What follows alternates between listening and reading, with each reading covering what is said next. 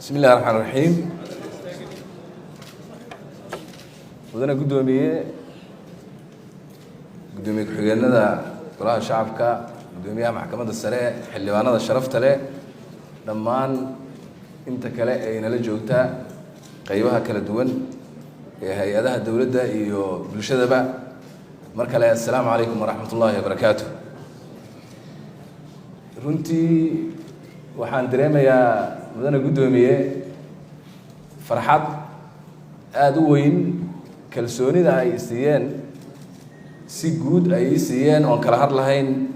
walaalahayga sharafta leh xildhibaanadeena qaranka isla markaa waxaan dareemayaa culays aad u weyn oo gundhigiisu yahay kalsoonidaas waxay ku salaysan tahay aan ogahay oo ah expectationska iyo filashooyinka ay iga qabaan runtii taas oo filashadaas oo shacabkii oo ayagu matalayaan iga qabaan iyo duruufaha dalkeena yaala marka la isku maaj gareeyo ama la isku balance gareeyo cabsi badan bay gelinaysaa laakiin waxaan ku kalsoonahay sida aad codka ina siiseen inaad i garab istaagi doontaan waxaana hubaa haddaad i garab istaagtaan in caqabad kastoo jirta aan si wada jira uga gudbi doono haddii ilaahay yiraahdo kaftan yar haddaan ku daranaa waxaan codsanayaa markaan xukuumadda soo dhisana sidan oo kale ilaahay idinkiis